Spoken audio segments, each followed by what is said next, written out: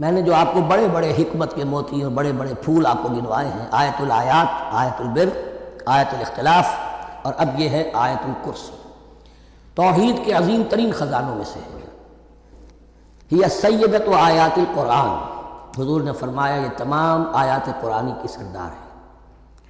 جس طریقے سے آیت بر اور سورۃ العصر میں ایک نسبت ہے کہ ہدایت اور نجات کی شرائط ساری کی ساری ایک چھوٹی سی صورت میں اللہ نے جمع کر دی، والعصر ان الانسان لفی خسر الا الذین آمنوا وعملوا الصالحات وتواصوا بالحق وتواصوا بالصبر، لیکن اس کی تفصیل ایک آیت میں آئی، وہ آیت البر ہے۔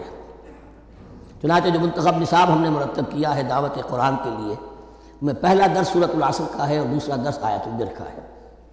جو نسبت سورۃ العصر میں ہے کہ وہ سورت ہے، یہ آیت ہے، لیکن اس آیت میں کئی صورتیں نکل سکتی ہیں حجم کے اعتبار سے سورۃ العصر کے برابر۔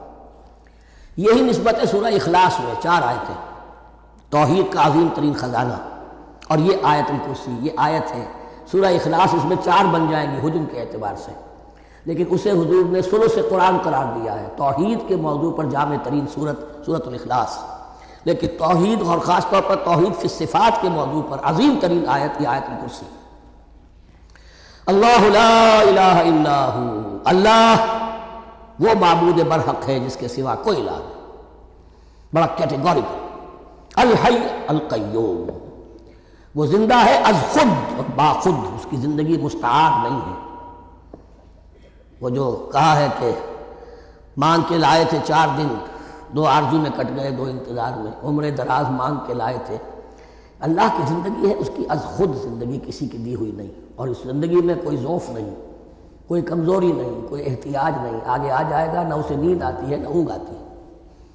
قیوم، خود اپنی جگہ وہ زندہ جاوید ہستی ہے، اور باقی ہر شے کا وجود اس کے حکم سے قائم ہے، کوئی شے قائم نہیں ہے بغیر اس کے اذن کے۔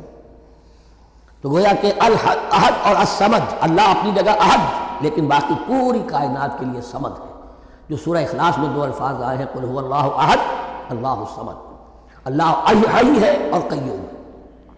لا تأخذہ سنۃ ولا نوم، اس پر غالب نہیں ہو سکتی نہ نیند نہ اونگ۔ لہ ما فی السماوات و ما فی الارض، آسمان اور زمین میں جو کچھ ہے اسی کا ہے، ملکیت تامہ، ملکیت حقیقی اس کی ہے۔ من ذا الذی یشفع عندہ الا باذنہ، کون ہے وہ جو شفاعت کر سکے اس کے پاس مگر اس کی اجازت سے۔ اب یہ مقام آیا ہے سورہ بقرہ میں پہلی مرتبہ، 3 مرتبہ کیٹیگوریکل ڈینائل کے بعد، کوئی شفاعت نہیں، کوئی شفاعت نہیں، کوئی شفاعت نہیں۔ یہاں بھی جو انداز ہے بہت ہی جلالی انداز ہے، من ذا الذی، کس کی یہ حیثیت ہے، کس کا یہ مقام ہے، کس کو یہ زور حاصل ہے کہ وہ اپنے اختیار کے بل پر، جو اپنی حیثیت کی بنیاد پر شفاعت کر سکے؟ ہاں، جس کے لیے اللہ اجازت دے دے۔ استثناء کے ساتھ شفاعت کا یہاں پر پہلی مرتبہ آیا، ورنہ سورہ بقرہ کے 6 رکوع کی دوسری آیت، وَاتَّقُوا يَوْمًا لَا تَجْزِي نَفْسٌ عَن نَفْسٍ شَيْئًا وَلَا يُقْبَلُ مِنْهَا شَفَاعَةٌ وَلَا يُؤْخَذُ مِنْهَا عَدْلٌ وَلَا هُمْ يُنصَرُونَ۔ 15 رکوع کی دوسری آیت، وَاتَّقُوا يَوْمًا لَا تَجْزِي نَفْسٌ عَن نَفْسٍ شَيْئًا وَلَا يُقْبَلُ مِنْهَا عَدْلٌ وَلَا تَنفَعُهَا شَفَاعَةٌ وَلَا هُمْ يُنصَرُونَ۔ اور اب اس سے پہلے کی آیت میں آ چکا ہے وَلَا شَفَاعَةٌ، کوئی شفاعت مفید نہیں ہوگی، لیکن یہ کہ اس میں ایک استثناء ہے۔ اب یہ ذرا باریک مسئلہ ہے کہ شفاعت حقہ کیا ہے، شفاعت باطلہ کیا ہے، تو دورہ ترجمہ قرآن میں اتنی تفاصیل کے ساتھ بحث نہیں کی جا سکتی، وہ ایک علیحدہ موضوع ہے۔ حال ہی میں نے اس پر اپنے درس ریکارڈ کرا دیے ہیں۔ یعلم ما بین ایدیہم وما خلفہم، وہ جانتا ہے جو کچھ ان کے سامنے اور جو کو پیچھے ہے۔